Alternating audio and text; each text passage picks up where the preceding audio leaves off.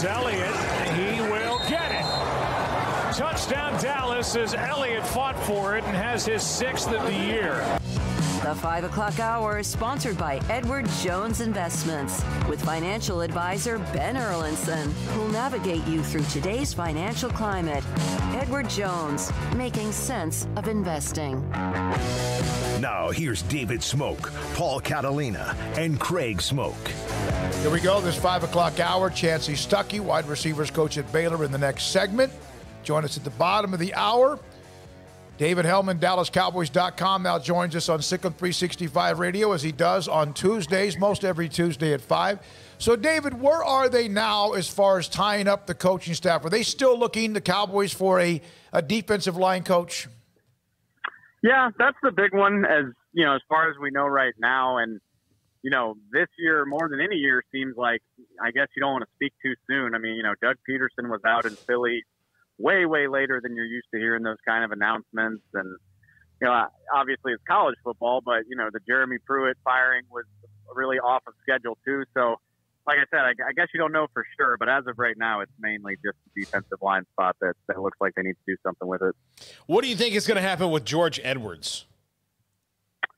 Well, he's interviewing, he's interviewing with the Bears this week. And, he was certainly a guy that got tied to the possible D coordinator opening here before Dan Quinn was hired. So understandable that he's looking for a promotion. He's a longtime defensive coordinator, so that wouldn't surprise me at all. But I know he and Mike McCarthy have a good relationship, and if that doesn't work out with the Bears, I wouldn't be at all surprised to see him back here. It just depends on how that interview goes and what other candidates they consider.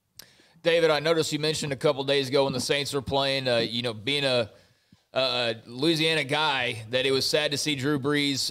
I guess you'd rather have seen Drew Brees losing the championship game, is what you said, than in the Super Bowl again. But what are your thoughts on Brees and a career that is likely, but maybe not coming to a close after this weekend? Yeah, it's pretty surreal. I mean, it's surreal in the first place because it's just funny to think, what working in this industry kind of does, because I'm so far removed from watching the Saints every day and being a big Saints fan that that just feels like a different lifetime, like I kind of watch the NFL through a more professional lens these days. And honestly, I'd rather see the Packers play in the Super Bowl than the Saints, which is weird to say because, when the Saints won that Super Bowl back in 2009 was one of the best days of my life. So it's kind of surreal where my career has gone, but then it's surreal to think, Drew Brees really turned New Orleans into a destination team in the NFL. I mean, they've been one of the most consistently good teams in the league over the last 15 or 20 years. And I was talking to friends and family back home about how weird that is to say out loud. I mean, they were a laughing stock for most of my life up until Drew got there. So it's disappointing that they were as good as they were these last 4 years and never got back to another Super Bowl. But I mean, obviously he's maybe one of the most important people in the city's entire history. And I mean, that's not an exaggeration. So hell of a career if that is the end for him. Speaking of hell of a career, this guy named Tom Brady's pretty good, huh? Yeah. I mean, that's the other thing too is, I just said the Saints won 11 games or more 4 years in a row. They never got back to a Super Bowl. The Packers have had Aaron Rodgers. They've never been back to another one. Same thing, the Seahawks, it seemed like they were set up to go to the Super Bowl every year, and they haven't been back since the Legion of Boom split up. And then you look at Tom Brady, and, I think this is his 14th conference championship game. He's obviously already won 6 Super Bowls. He could maybe win a 7th. I just think it's not only remarkable what he's accomplished, but he's kind of skewed what everybody deems to be successful, because everybody wants that. And, I don't think that's realistic. So it's funny to think that we look at what guys like Drew Brees have done, and maybe some people would call it disappointing. And that's just a testament to how crazy Brady's career has been. How are your draft preparations going, David? Yeah, do you have your 7-round mock ready to go for us? No mocks, but we're getting into the swing of it.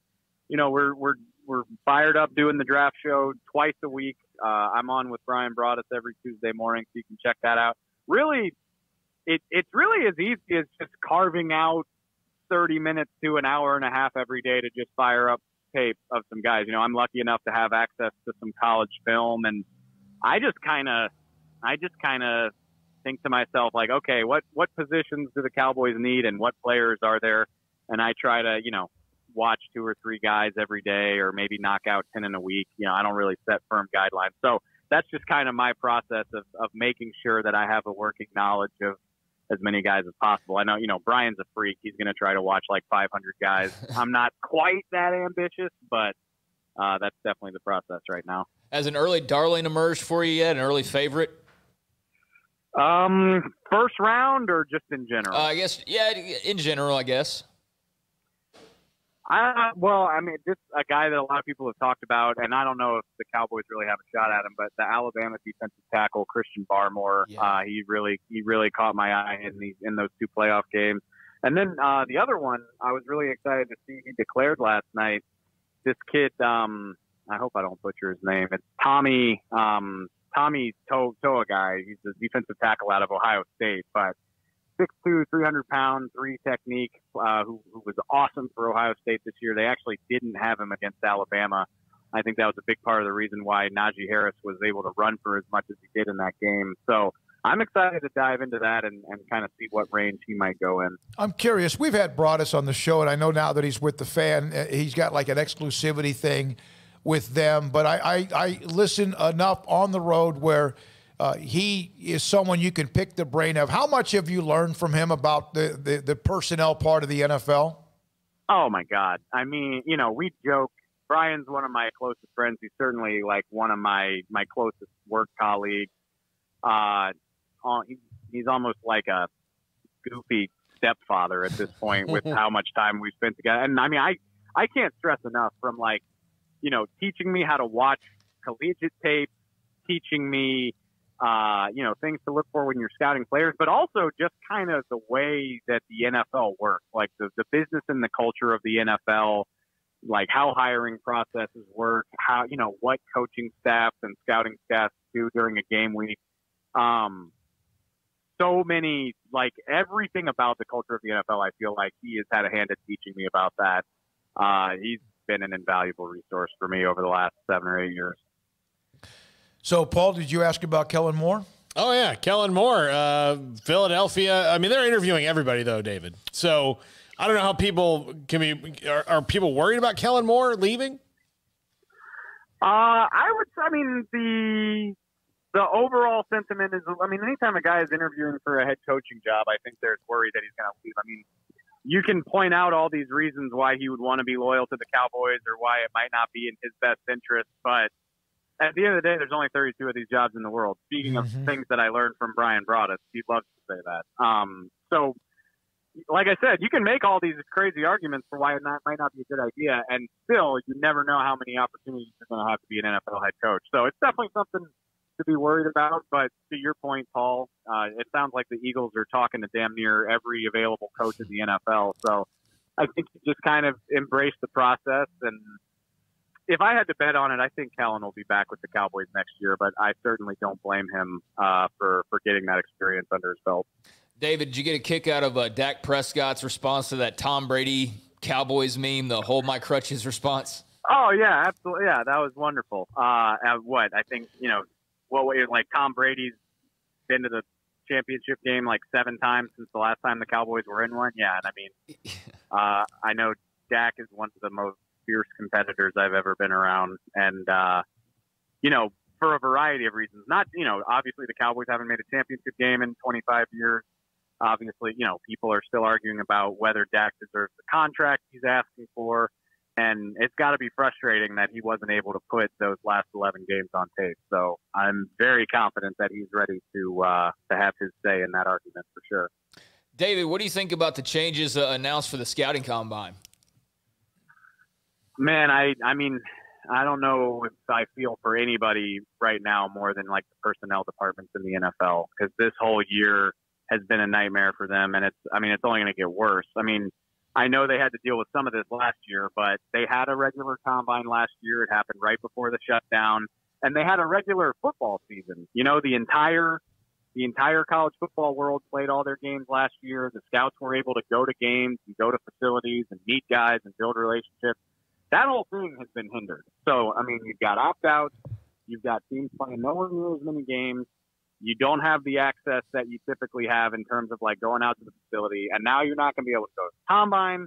You're not going to get complete medical evaluations. You're not going to have in-person workouts. Like literally everything that helps these guys do their job has been hindered or restricted completely. And, I mean, it's going to be fascinating for us because I think this will be one of the more unique draft cycles because it's as little as we've ever known about a draft class. But like I said, I mean, when your livelihood depends on getting that information, like I said, I feel bad for all those guys who have to work around it in these next few months. All of that missing is not good or makes it more difficult. Is a priority that do you have a priority of which of all the things they can no longer do or have access to is most important? In terms of what they're dealing with right now, I mean, not having the combine is for the medical. I mean, I think that's the thing that like average fans maybe don't consider is the reason Indianapolis is so valuable is because there's 4 hospitals clustered in downtown and you can zip all 400 of those guys through all their medical checks over the course of about 4 days. And that's important when you talk, guys maybe you have a partially torn ACL that you've never gotten looked at. Or I remember Maurice Hurst a few years ago out of Michigan had a heart murmur. And, it's scary to think about investing draft picks in guys without that information. So I'm sure the league's going to find a workaround, but I wonder if it'll be as good or as thorough as what they do in Indianapolis. And I think that's going to be something that I think could really affect this. And so without the uniformity of those checks in Indianapolis, all 32 of these teams are probably going to be relying on their own medical professionals to help them through that. So you're probably going to have 32 very different opinions about every player. And like I said, I think that could really, really shake up what we perceive to be in the draft order. I think maybe we could be in for a lot of surprises because teams are having to make do without as much information as usual. Thank you, David. Appreciate your time. David Helman with us Tuesdays at 5 from DallasCowboys.com. I was trying to think of an example of